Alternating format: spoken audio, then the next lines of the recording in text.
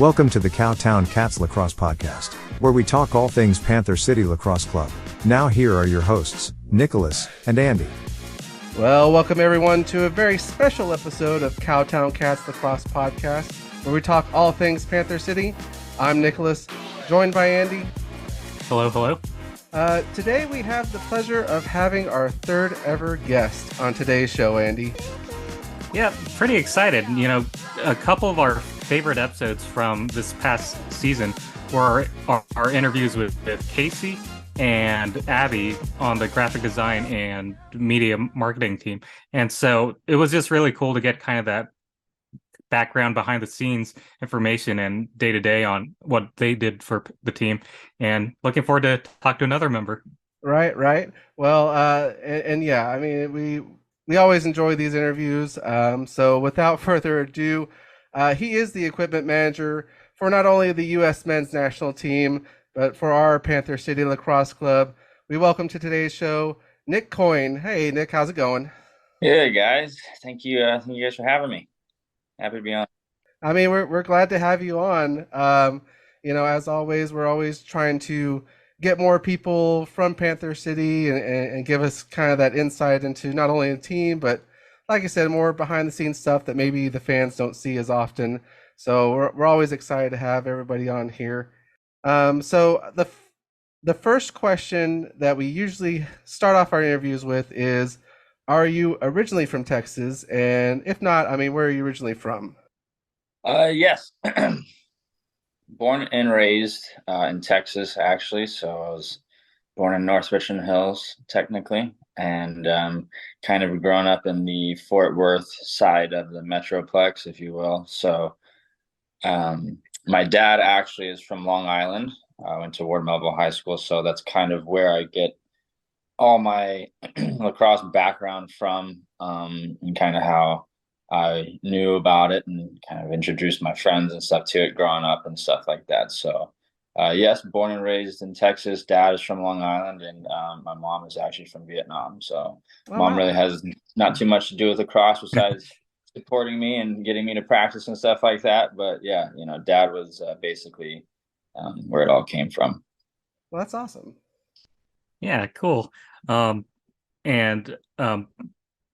guess I kind of have this in common with you.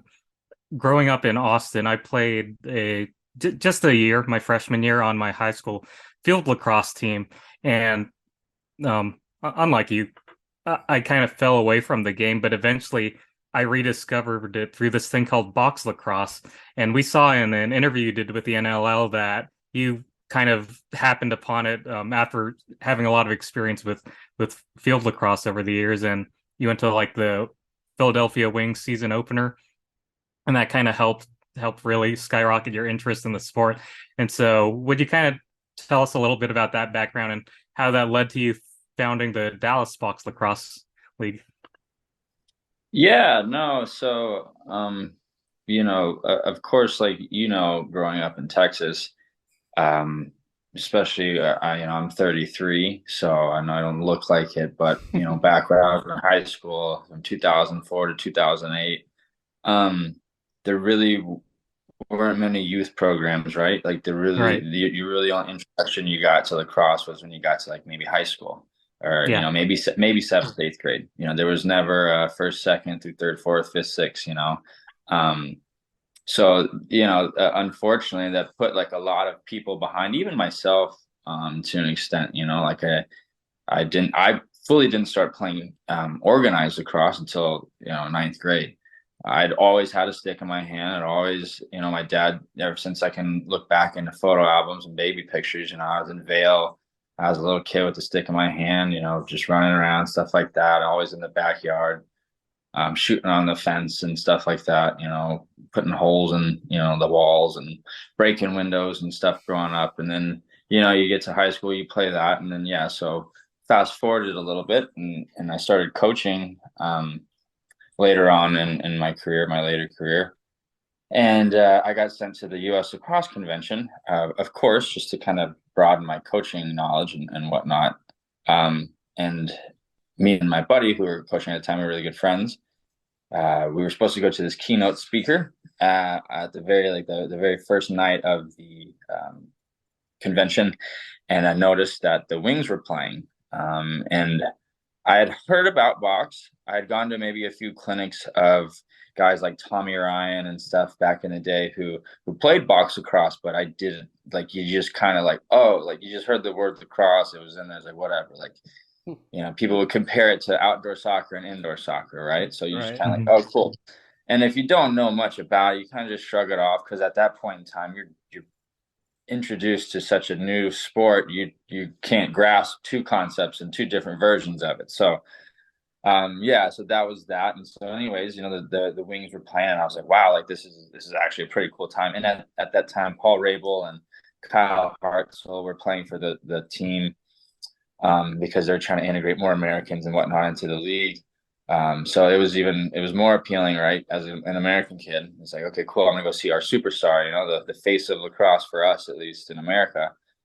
And yeah, like when I got there, well, of course, the experience of being in Philadelphia, riding the subway to Wells Fargo Center, getting out, going in, like it's nothing that you get in Texas or Fort Worth, unfortunately, right? You know, I can't ride I mean, might ride the TRE, but then I got to get an Uber to the stock area, you know, Dickies and all that. So that in itself was cool. And then, you know, the music, the everything, just the atmosphere, the action, you know, in field, it goes out, you get the whistle stoppage, you know, here it doesn't, you know, and then you get fights. And so like I came back from that experience, just kind of jaw dropped, like, hey, like this is what they're talking about. This is like what I mean, like and this is why we're seeing Canadians like Mark Matthews back at the time, you know, when he went to Denver, just be able to dominate, right? You know, it's like this is the Canadian wave. You know, this is box. This is why these guys are so good.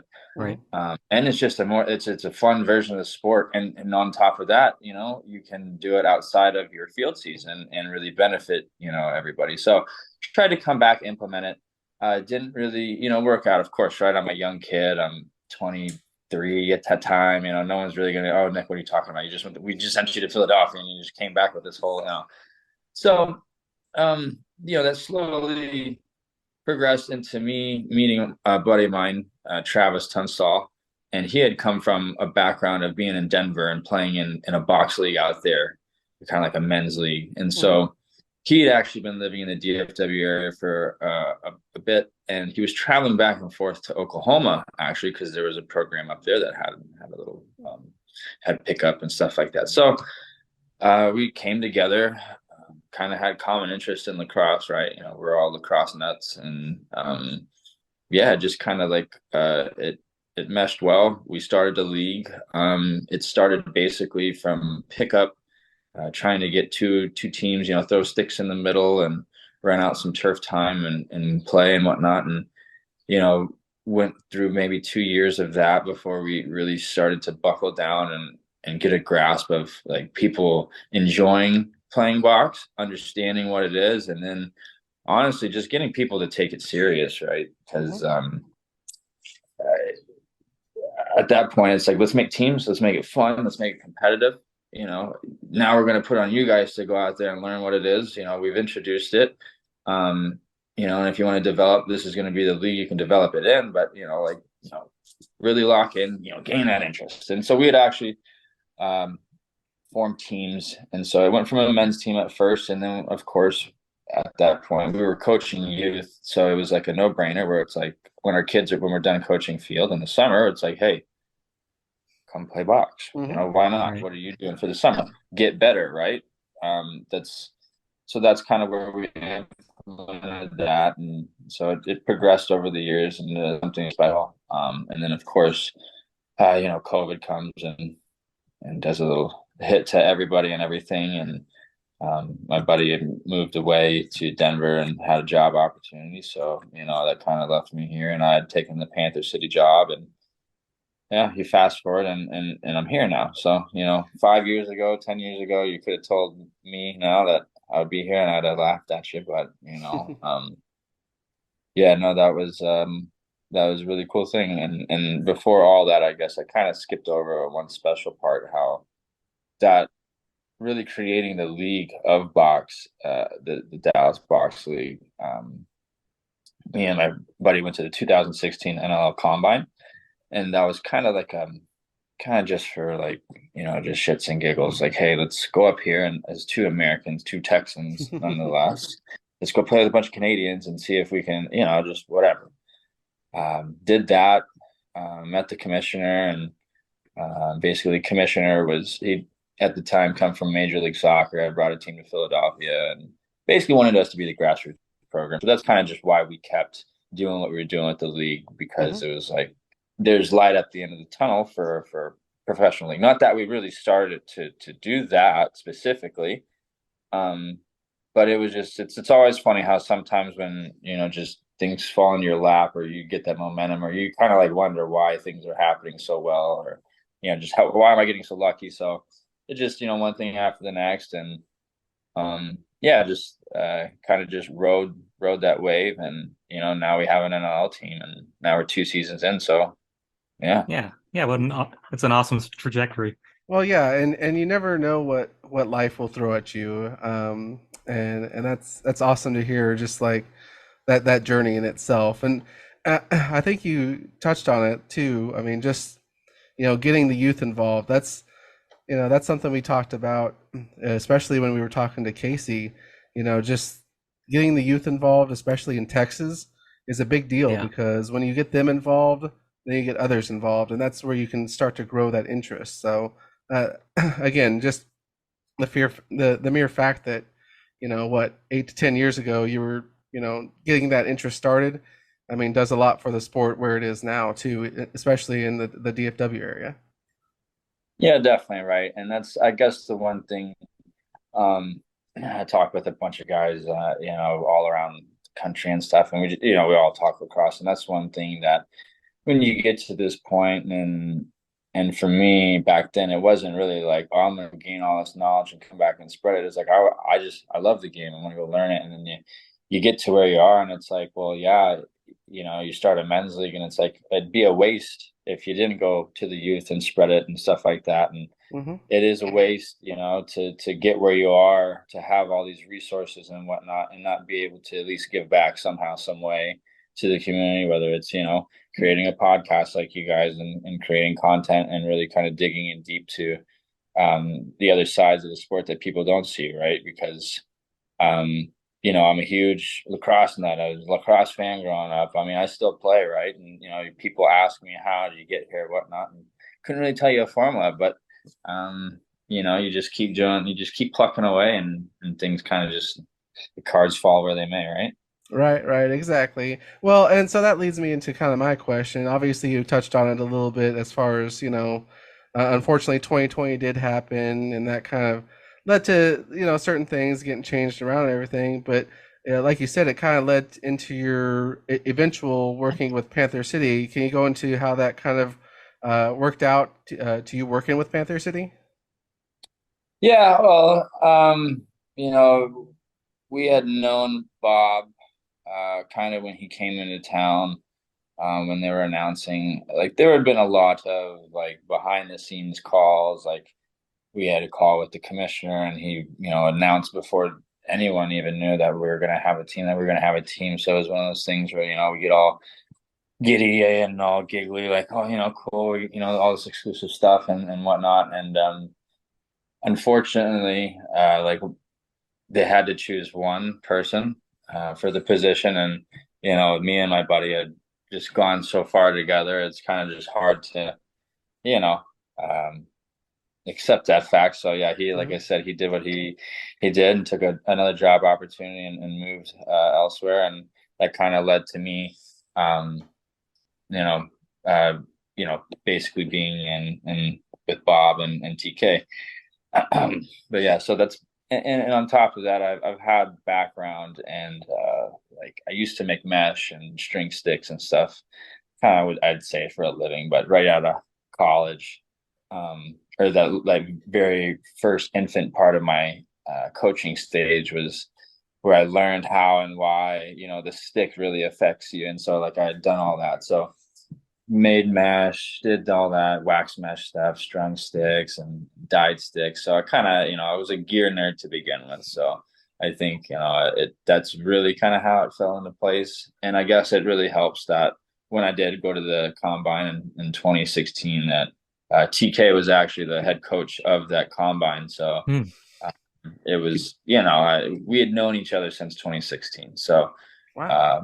it's kind of not, I wouldn't say a natural thing, but yeah, remember, like I was saying earlier, just kind of like when things kind of fall into place, you don't really question too much. And, if it aligns with what you're interested in and what your goals and dreams and stuff are and your aspirations, then yeah, you keep saying yes. And I guess that's, it even led into the Team USA thing. So it's like, Nice.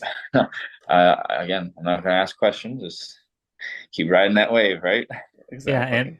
and one thing we've observed over this past year or couple of years, lacrosse seems like such a close knit community, just all over the nation or continent or world or what have you. So for you to kind of set roots down here in Texas and help grow the sport in the Metroplex area, I'm sure that definitely played a part in it. People knowing about you on that national level and whatnot. Yeah, and I had joked around it before, right? Like in the NLL when we went to the combine, it was, I think we had like made a tweet or something about it, and one of their social media, their reporters got wind of it. And so I remember when we showed up, it was kind of like nerve-wracking because I'd never played with any Canadians, and you just had like these reporters like, "Hey, where's the guys from Texas?" And we're like, "Oh, no, like no, stop, please." But thankful that I guess at the time I was a little bit younger, so I guess you could say I was enjoying the attention a little bit because it Mhm. was just like I was a kid in a candy shop, right? It was just like this is too cool. Unfortunately, I don't know if like guys in Canada ever like feel that way because they grow up doing this, right? Like even Right. playing pond hockey, like it's a dream to go play that, but you guys get to do it every winter, So it's like Right. when that happened, it was really cool. So yeah, it's just it's been a fun ride and being able to just like you said meet and network people. Like even now, I'm up here in Beaumont playing senior B, and little did I know that the guy who the coach who was trying to get me up here for a few years. Oh wow. I could have been coming back since 2018, right? But I come this year, and long story short, Cameron Wingreniak, who plays on our team number 96, he's also playing on this team. So it's just Oh, kind of like one of nice. those things where, it's like, yeah, like you said, it's a very small world. Like I've been wanting to come up here since 2018, and now I come up here in 2023, and I'm playing with a guy who I helped take care of him during the season, and now we're Yeah. going to be line mates and stuff. So it's just kind of one of those things, yeah. And uh, it's just very small community. It's the biggest, smallest frat out there. Or I wouldn't say frat because you have the women's side of it too. It's just the biggest. Yeah, you know what I'm Mhm. talking about. Yeah. Yeah, absolutely. Along those Club. There you yeah, go. there you go. Along those same lines, you mentioned Cam Wingreniak. How was the experience once you got that equipment manager job? What was it like working with not only the team but the coaches on Panther City? um, it's a joy, man. I mean, it's the funny thing is I guess like when you realize it was just the coaches were just like one of us guys at one point, right? Hmm. They're older now and they're in a different position to kind of help us succeed and stuff. They have hindsight. So working with them is great. It's constant chirps followed by just words of affirmation and stuff like that. So it's always great to get there on the weekends and hang out with them. But same with the guys, right? The funny thing is I wouldn't say there are a handful. I would say half the equipment managers in the league are on the younger side. You'd say like my age and younger, but being at that age where you're in the mix with the guys is I think it's special because one, well, for me, I don't know if the rest of the equipment managers. I'd played with a handful of the guys on like last year's team, Gene Farrell, Connor Sellers. We played in combine together, that Hmm. combine. So having that, it was kind of just it's not like I was a complete stranger. Um, so at least the guys at that point are comfortable knowing that you're a player. It's not Right. like you're just some chip off the block. You don't know what you're doing. You think you Hmm. know lacrosse or whatever. You know what I mean? Um, and so yeah, it's I just was try to just be as humble and at everyone's service as much as I can. and I guess everyone just kind of sees you bust your ass, and you don't slip up too much. And it just, I guess the funny thing is going into it, you want to be like, you want it to just progress and happen quickly. But these past 2 seasons, it's been such like a cool and awesome journey to be able to just make memories each weekend with the guy, so Yeah. Now that yeah, it's just now that being said, as much as you can fit in being one of the guys, do you ever, when you see a guy like, I know we had Jeremy Thompson the first season, and then we sign a legend like Callum Crawford this year. Do you ever have that? Do you ever get starstruck, I guess, for lack of a better word? yeah, no, man, it's funny you say that because I'd say last year more than ever, right? Because of course it's your first year, and second season still, yeah. I mean, it's just that much cooler because you just get to see him every weekend. Like for Yeah. instance, last year when I Jeremy Thompson, like I grew up as a kid getting U.S. Lacrosse magazines, and then you get the cover of the four Thompson brothers, and then you kind of watch that whole story throughout life, and then you follow Jeremy and all of that. And he's a big leader in his community and stuff. So he's very accessible. He's out there, and so when we got him, and when I learned that I was going to be his equipment manager, it's like yeah, you kind of just like yeah, what, yeah, like like so. But the funny thing is like he first came up to me like first practice and asked me if I can tape up his arm pads, and it was like one of those things was like, oh wow, yeah, no, sure, and I kept taping it up, like okay, Yeah. cool, like teach me, like and so yeah, like I said, like even like that, right? I want him to like me after his first tape job, but it's like it takes 2, 3, 4 times to learn it, and so that's why it's fun to get to learn each guy, each one of their tendencies and quirks and stuff like that. So yeah, like working with a guy like Jeremy was awesome, man, because just not aside from watching him play, hearing him speak and just hearing him in the locker room be a leader and stuff like that was very it was just an awesome experience.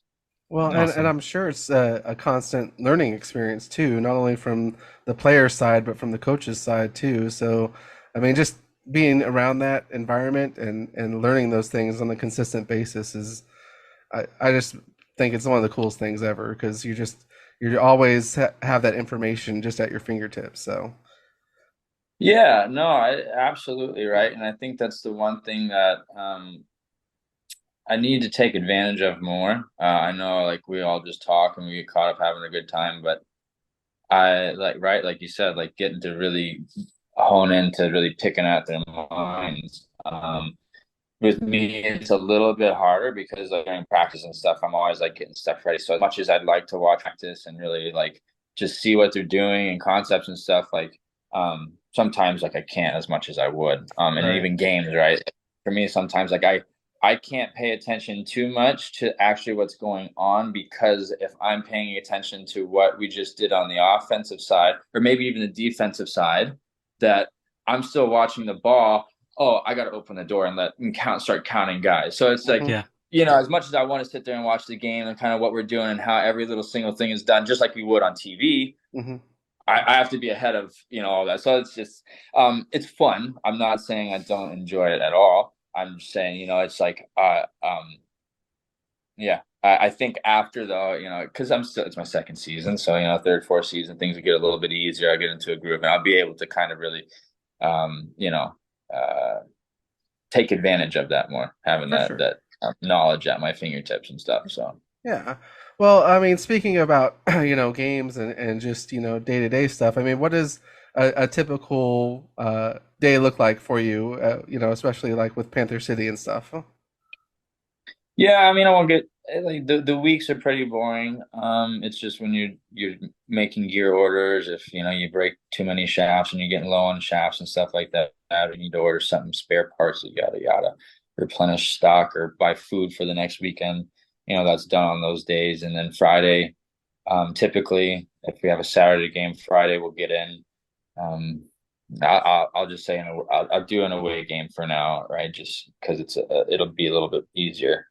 We'll all go to the airport, travel wherever we're traveling, get in.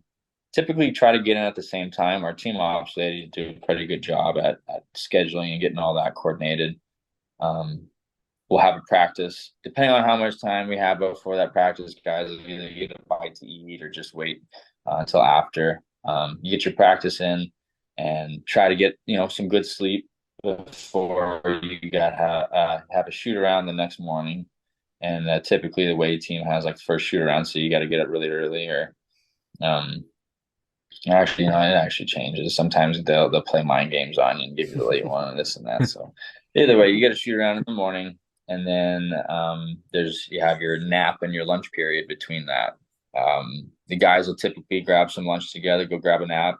That'll be when I'm finishing up either steaming jerseys, unwrinkling them, maybe making some last minute adjustments to some gears if guys need them. Having to go run an errand, getting insoles for shoes because they're tearing up in one guy's shoes, or you got to get a cup because the guy forgot his cup, or just random things that just right, like they're professionals, yes, but just things happen. So guy forgets it, or airport could not bring the bag in, so and then you got to go buy new gear and do all that. And so if you don't have enough spares that you brought with you, so it's just it really is an up in the air type of weekend if it'll be really easy or if I'm doing a lot of work. So then after that, I'll try to grab a nap myself. If I can't, just grab some lunch. And me and the athletic trainer usually stick around with each other the whole trip. So we'll go to and from the arena with each other. So we'll get there early. I'll get there about 2 hours early, or 2.5, 3, and then set up the locker room, set out the spread, get stuff ready for when the guys roll in. They get in with their tuxedos, not tuxedos, their suits and stuff, and then they'll hang them up and get ready for the game. And after that, you just once you've done it for a while, you kind of have your checklist, right? It just kind of it moves itself. So you hopefully win, you have a good game, pack it up just as quickly and as you broke it, you set it up, and then grab a dinner. By then it's 11 o'clock at night, and maybe you go have a drink before you get to bed and catch a freaking early flight the next morning back home. And then back home it's Sunday, and now you're ready to do it all over again Monday through Friday. Get your regular job out of the way so that you can get back onto the weekend with your team. Yeah. So I mean, I'll say that probably the most hectic schedule I think you guys had was your back-to-back game against Las Vegas, and then turn around and come home the next day. And I think somebody had mentioned that you guys had flown out at like 4 a.m. the next morning. Yeah, no, it was it was not fun. It was not fun to start the season out like that, right? Like I mean, it's good because they got it out of the way early. Oh, I know, right? But it would have been nice to have a night in Vegas, to maybe try to win some of that money back. I thought, but no, that right, like that was definitely one of the toughest weekends, and you can't chop it up as an excuse that they lost because of that. I look at Denver again, made it all the way to the finals. So, Right. But either way, that was the most. That was rough for me because we had to take like all the bags. Like for me, that was actually like one of my weekends where it was like an NHL, like just a regular, like an actual perfect, like I don't want to say actual professional because we're a professional league, but it's like the NHL where they travel city to city, like day to day, right, back to back. Where it's like you get that plane, the players go straight to the hotel. I take all the gear bags, take it to the locker room, and do all that and stuff. So, but it was fun. I mean, hey, it's just one of those things where it's like, even though it was hectic, it was it's one of the things you look back on, kind of like laugh at. That it was kind of got the short end of the stick on that one. But hey, well, hopefully next year you'll get a day extra in Las Vegas, and like you said, win that money back. Hopefully, but I don't want it to end up like the Hangover. Me end up in the desert somewhere, Yeah, on top of the hotel. Right, with a tiger or something. Yeah, I know, right? Mm-hmm. Okay, well, being as close you are with the team all the time and taking care of their gear, I guess, was there anything unique that the players ever had you do, or any superstitions or quirks, how they might want their stuff to take care of? And you don't have to mention names or anything, but just kind of general things that as equipment manager, um, you might have to do that's kind of unique from most people. No, I mean, there's a few guys on the team. Phil likes his shaft cut a little bit, just like a half quarter inch off of it. And he knows, when he goes for a loose ear, he takes a shot. He'll know if it's off or if it's too long, or just that little Hmm. quarter of an inch. So you got guys like that. Um, the one thing though, I'll say universally that I learned um the first season coming in, I didn't have baby powder on hand, and to me, I kind of was like, well, that's an athletic trainer thing. If you have a problem, like that's not my, like I can't help you there with the baby Hmm. powder. But then I was like asking guys, like, why do you need baby powder? And long story short, they just when they tape their sticks up, because as box guys do, they typically tape most of their shaft up, or they for protection and grip, but they put baby powder over it to kind of eliminate the tackiness. So it's kind of like a catch 22, if you will, where it's like you would think that putting the tape on, you would want the tackiness for that grip. Um, but also too, you understand that the gloves and these palms are cut out. So when someone is sweating so much as they are during a game and doing squirting water and all over themselves, and that the shaft, like a metal shaft and whatnot, just it's wet, slippery. So the tape adds as a Hmm. grip, yes, but I can see now where um because I played my whole life with just I'd tape it up and that Hmm. was it. But of course, my palms on my gloves would be sticky, and of course, you'd have a little bit of that tackiness afterwards. So that eliminates that, right? Hmm. So that was one thing where it was like, oh, like being a lacrosse gear nut, I was just like, I didn't know, like, didn't think about it like that. So yeah, no, I mean, always have baby powder on hand because everybody's doing a fresh tape job for every game and whatnot, and so yeah, that's one thing. But the other funny thing is I started to Josh Medeiros. I made and strung him a new head, but I took a string head and put an oversized softball in it and basically widened it out. And we call it the shovel. But it's one thing that he's really grown to love, that he swears by now. But I mean, the thing, like, people make fun of him because they ask if it's a goalie stick, but it's just that it's one of those things where, yeah, I wouldn't say guys are too, like, superstitious or whatnot. They just, yeah, there's just little quirks, right? I mean, I Hmm. will say that though every guy, has their pregame routine and stuff. Again, like a guy like Josh Medeiros, right before a game, will always grab a little peanut butter and jelly in his coffee and grab his roll of tape and go sit on the bench Hmm. and do that and do his little routine. And so you got stuff like that and stuff. So uh, yeah, it's fun. It's funny. I mean, don't we all have our quirks though? Yeah. Right. Yeah. Hey, the shovel worked out for Medi this past season. So, I know, right? That's what I was saying. I was like, I don't know if it was you or if it was me stringing the stick. So, yeah. Hey, Yeah. no, we but we no, we had talked in our last episode how he kind of uh, got left out of Transition Player of the Year oh yeah, he got. conversation, but hey, that's the NLL, Hey, but whatever. he's Medi.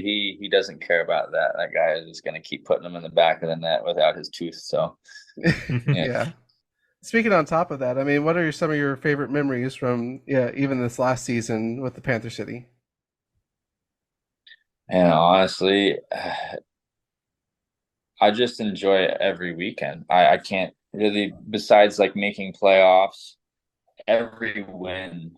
I mean, I can say like I can't really have one more memorable than the other, right? Until we win the championship, then that's going to be it. But again, it's just it really is a blessing and it's an honor to be able to do it. So, I wish I could make that a little bit more interesting and a little more specific for you.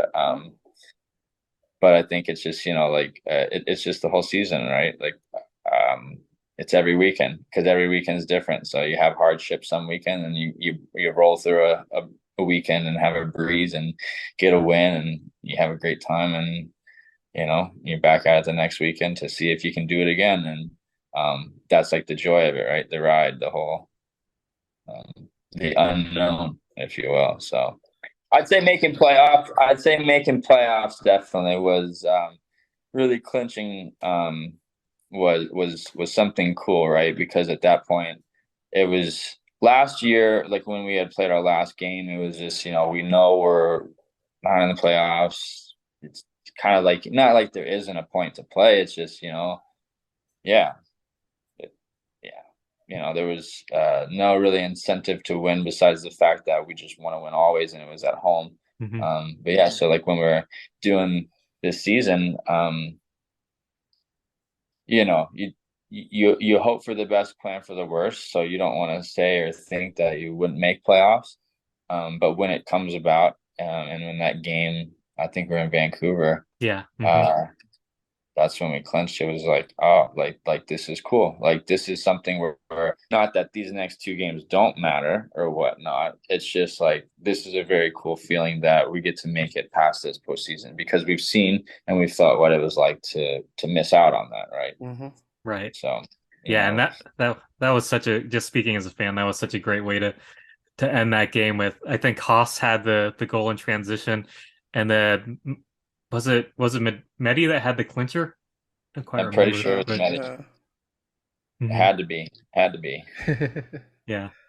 But yeah, no, I mean, I'd say that would be, the favorite moment besides just getting to spend every weekend with the guys, right? You Mhm. know, Well, I mean, so this isn't really lacrosse related, more maybe equipment manager related, but so unfortunately, I'm a Vegas Golden Knights fan, so hats off to them for winning the Stanley Cup. But we yeah, during the Stanley Cup Finals, we actually just saw how important like equipment managers are during game. There was a moment in one of the games where Mark Stone had his stick break halfway through the play. He ran to the bench. The equipment manager had his stick ready. He got in transition, was able to get an assist on the goal, and all that happened within like a 15-minute span. Has anything hectic like that ever happened? Or if not like that, maybe what's the craziest thing that's happened during your time as an equipment manager? oh, let's see. Sorry, I just had to grab a little battery pack for the phone, but No, you're good. no. So like when it's I don't think anything huge has happened like that to an extent. I will say though, there was one time where I think it was even Jeremy Thompson's his kidney pad, his strap had snapped, and so basically, uh, what's holding it up in the back, he's now like kind of being choked by his rope, and the kidney pad's hanging. So it was one of those things where it's like, I mean, I don't have time to sew it, and this is our face-off guy and stuff. So it was Mm-hmm. just, you had to really improvise, and so I had like some sidewall string and whatnot, and so just kind of had to really just I don't know how I really couldn't explain because you wouldn't be able to really envision it. But yeah, I just did what I had to do and like kind of just tied it together, and did that. Yeah, I mean, but there's times where like, guys, we call it like kind of skeleton or like kind of Frankensteining their gear where on their arm pads, typically offensive players will add a little bit more padding right there at that fold on that elbow area, because you can get really hacked right there. So like a guy like Phil, we had his like a hole and some sidewall string that goes through, and sometimes it'll pop out. So really having to be there and to do that for those guys because they don't want to go out onto that field without their gear how they like it. It's just one of those things where they might if they had to, but really just being able to do that. So I would say the biggest thing though is when guys break shafts. It's just you have to go run and grab their shafts. You have to change it out, and it's I want this head on that one now, and I want to try this one, or I don't want the carbon, and if they've already used both shafts, it's like now it's like kind of whatever you have. Yeah. So yeah, I mean it's and like I said, it's being the second season. I can't really tell you anything consistent besides really that, like that shaft breaking. I think that when that happens, you're just like crap.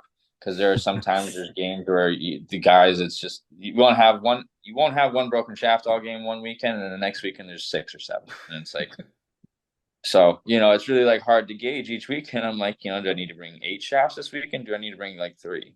And Right. it's like, it's always 8 because you got to bring more than less. All right. But yeah, then you're just hoping at that point that they don't break 10 or Right. 12. And, like the whole team now are just snapping them. So It's like you're testing fate just to make sure. oh, absolutely. And that's kind of one of the reasons why I it's a love-hate with away games because you don't have all your supplies, but at the same time, it's not a home game where you have to set up, break down, and take care of the other team.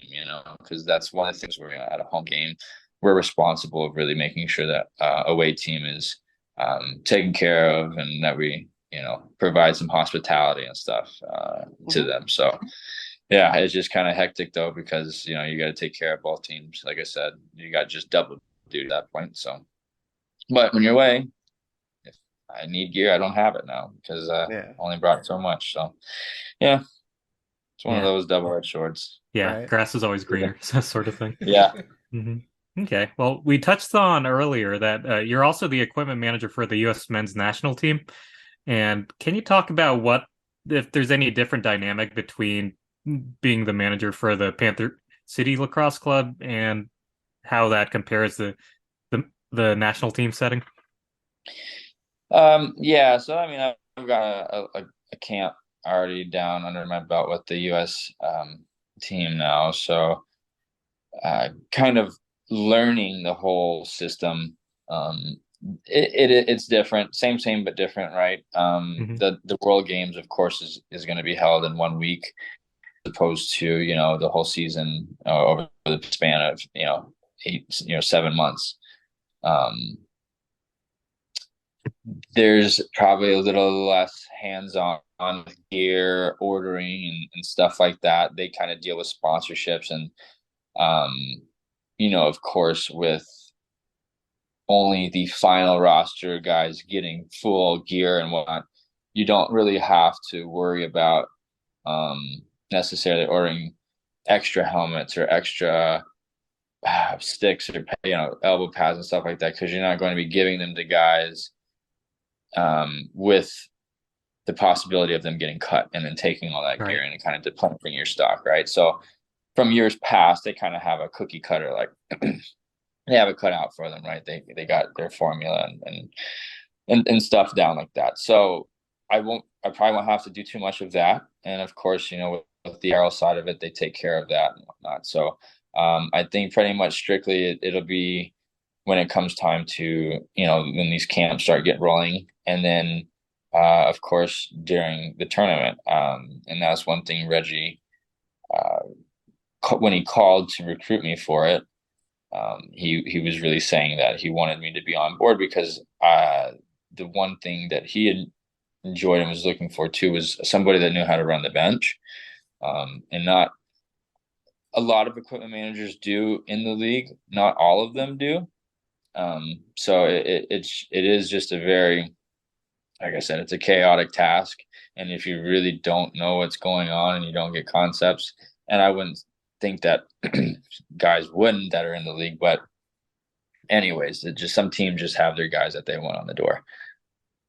So that, and then I had also tried out for the team at one point too, right? So just kind of like checked all that down the list and coaching, growing the game as well. So I think that'll really come our clinics and camps and stuff like that. That's really where I'll be doing most of the work, and in terms of course putting decals on helmets. I'm sure I might be doing that, screwing masks on the weekend of camp.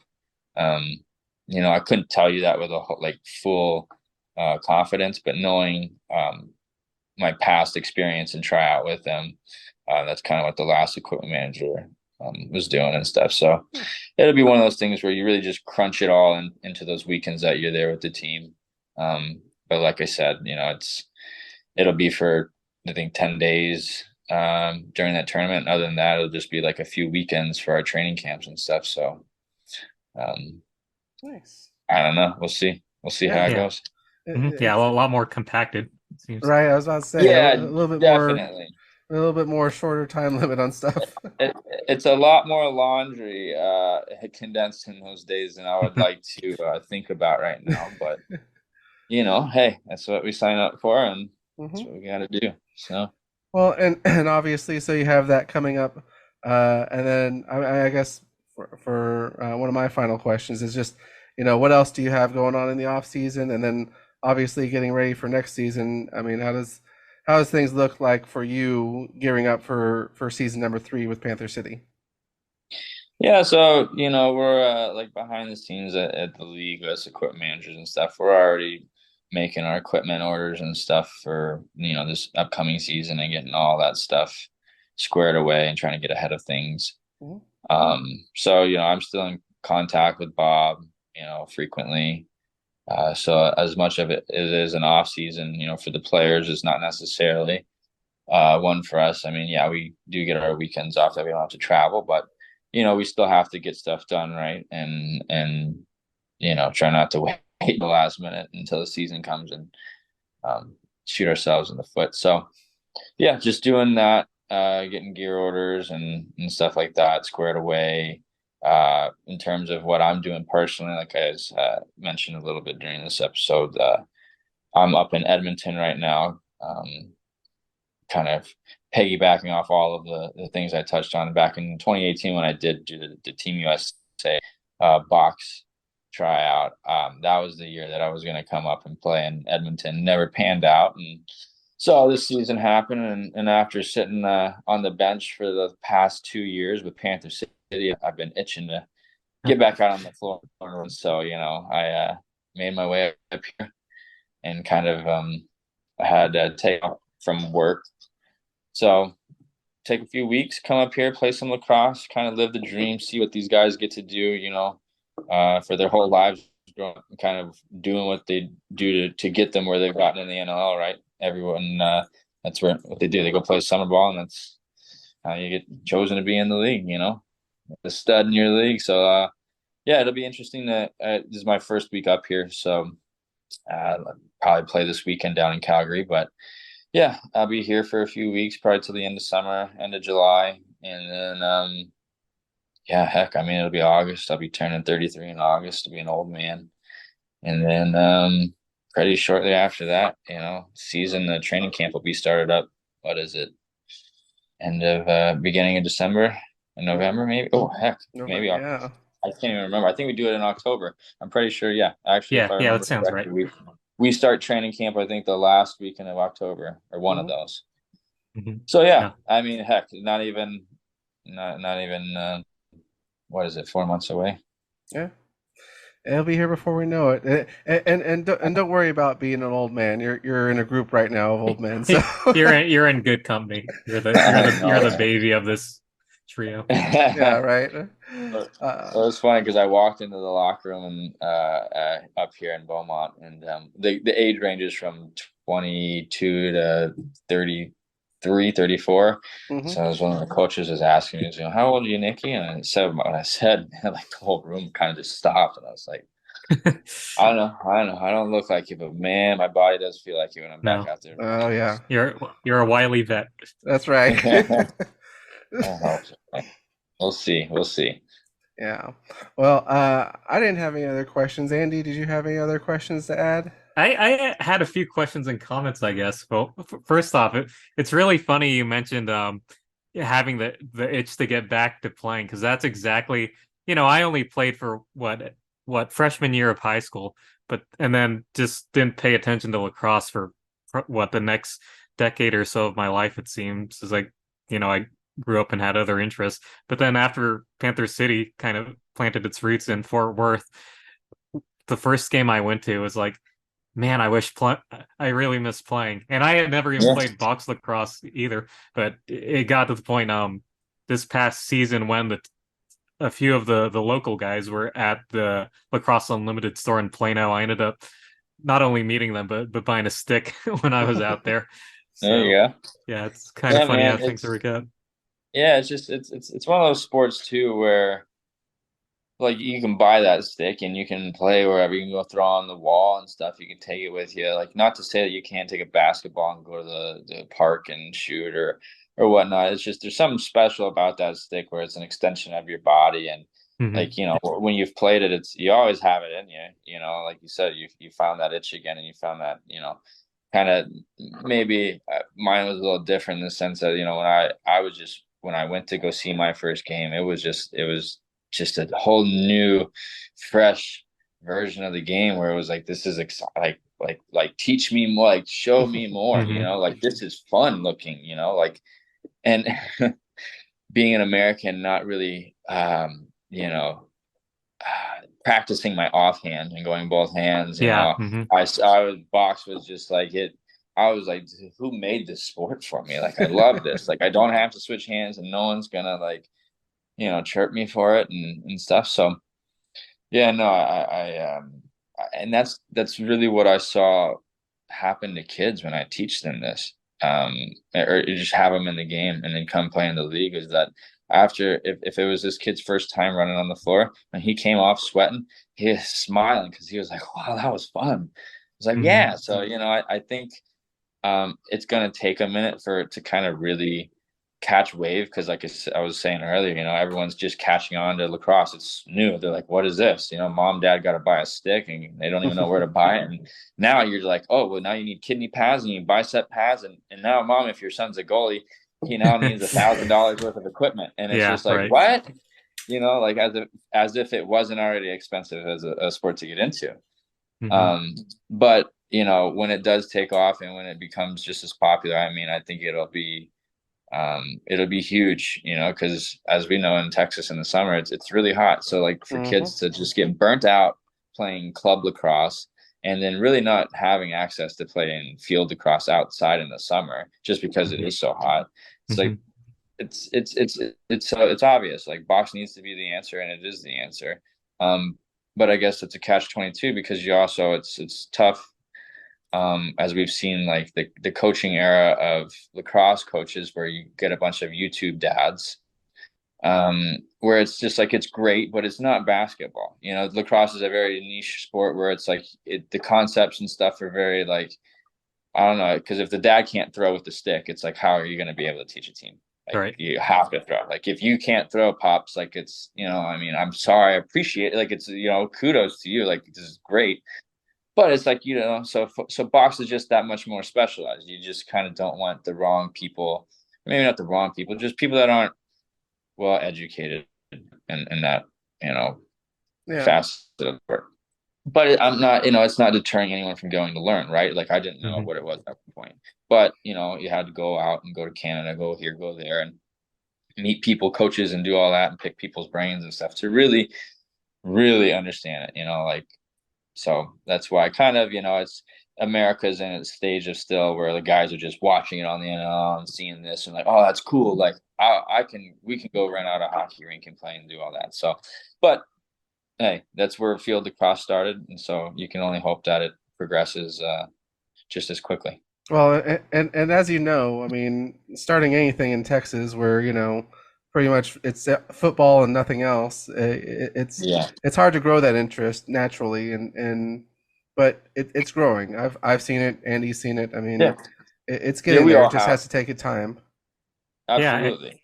And I love how you talked about what you do with the youth and everything now, because I guess you think about like with our generation, I guess you kind of had a leg up with your dad being from the East Coast and having some familiarity. But just thinking about like when you're growing up, you couldn't find a group of friends to play organized lacrosse with when you were like Yeah. 5 or 6 years old or however. Yeah, no, and that's why like today kids, I'm so jealous of them. I tell the parents all the time, I'm like, yeah, no, like I'm not trying to like preach like don't play club or whatever in the summer. It's just don't burn your kid out because man, this kid has played more lacrosse games than I ever have in my life in one season. Because Hmm.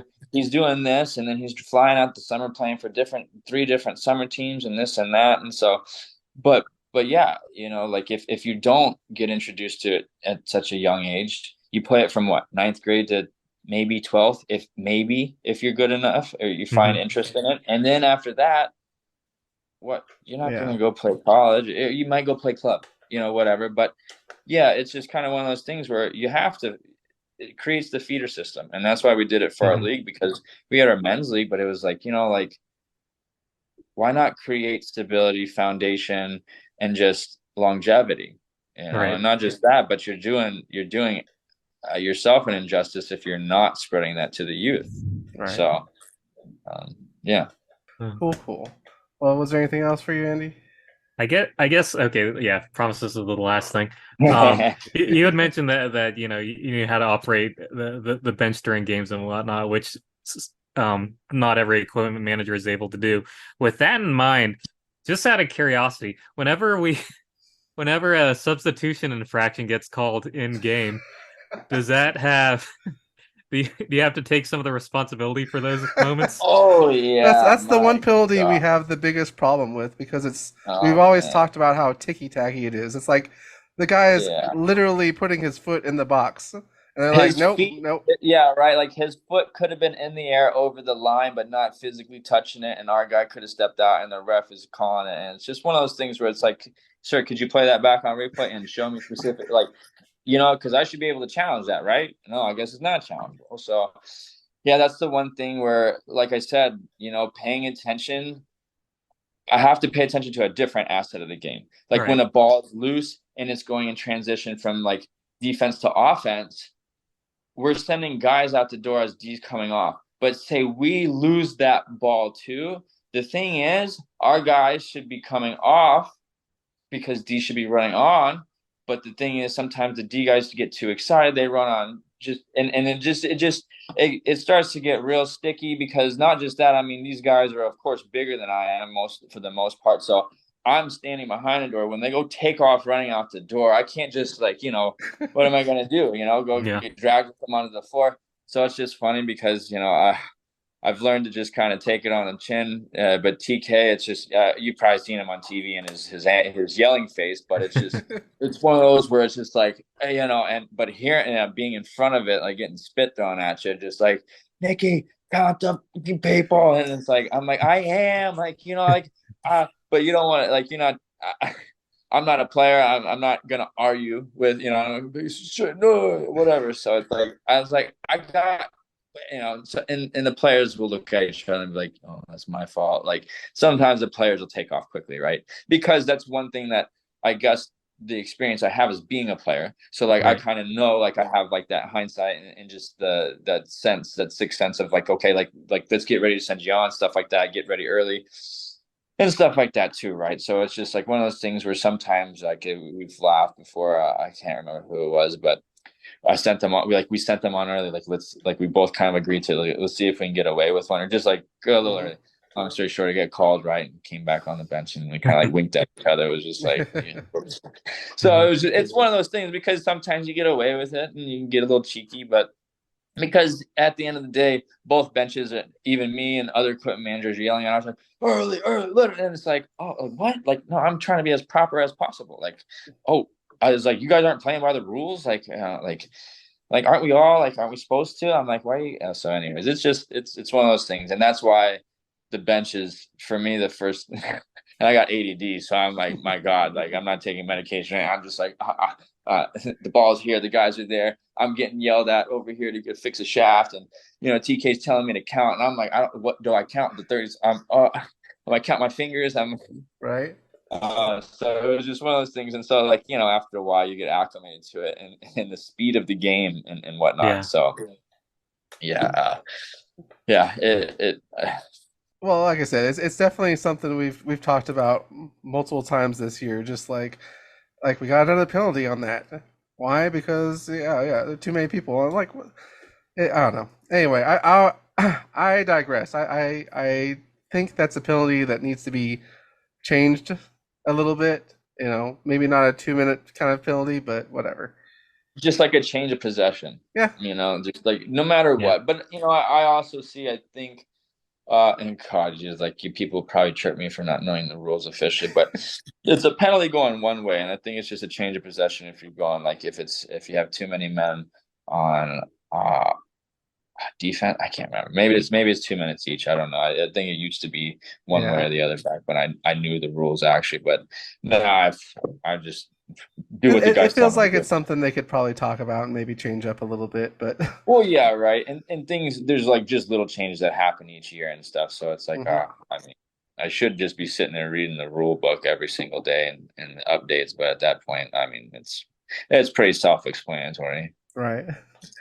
Well, cool. Well, Nick, I mean, do you have any final thoughts or shout outs you want to add? No, man, I just I appreciate you guys doing this and kind of representing Cowtown and really being part of the backbone of the community for the team and stuff, because the lacrosse world in itself doesn't necessarily have as much, media or people or, podcasts or vloggers and stuff like that as, other sports and stuff do, hockey and football and stuff. So, it's really special when guys like you can take time out of your day and your profession and your regular job, kind of like what we do for the league, but for, what you guys do on the backside of that, creating the content, going to do these interviews and taking an hour plus out of your day. It's cool. And I think people enjoy it. Like you said, when people listen to Casey and Abigail about that stuff, it's stuff people only get to see. And I was joking around about another podcast that I was on. I'm going to have to start doing a vlog because you can go and see, like the NHL or the NFL, like these teams, how they set up and do things and break down and whatnot. And it's interesting for people like us who are a little bit more invested in that side of the game and the operation side of it, like who aren't just spectators, so we're big enthusiasts, if you will. So And that's kind of why we wanted to start this, like you mentioned about not getting as much coverage as some of the other sports, but not only that, but because we were both interested in Panther City and we wanted to do what we could and do a little bit more from our end too. And so, I threw the idea to Andy and Andy was like, heck yeah, let's do it. So, hey, yeah, man, I mean, so that's how my league started, right? And mhm. that's what I'm saying, you kind of you blink your eye and you keep doing work, and next thing you know, in a year and two, and we'll probably hopefully be talking about a championship next, on one of these Right. podcasts. So Yeah, fingers crossed. Fingers yeah, crossed. right. That's right. Well, where can people find you if they want to follow you on social media? Nick.Coyne, I think I'm done changing the name around. I'm too old to be doing that anymore. Nick.Coyne on Instagram. I don't really do Twitter much. No TikTok, unfortunately. So pretty much Instagram, where I try to make my life look a lot better than it is. Oh, that Instagram's the perfect place for that. You just post I know, nonstop right? pictures, and everybody thinks you're doing something nonstop. Exactly. So yeah, no, I really appreciate you guys. No, yeah. No, no, right, Again, right Nick. back at you, man. I mean, we appreciate you coming on today's show. Uh, Obviously, we want to thank everybody who is listening. Thank you all for listening to our show. Be sure to follow us. We are also on Facebook, Instagram, and unfortunately, we are on Twitter. No TikTok though. I think we're a little too old for that, unfortunately. But yeah, we are the Cowtown Cats Lacrosse podcast. I am Nicholas, And I'm Andy. and And I'm Nick Coyne. there we go. And we'll see you next time. Thank you guys. Cheers, y'all. Thank you guys. Have a good one.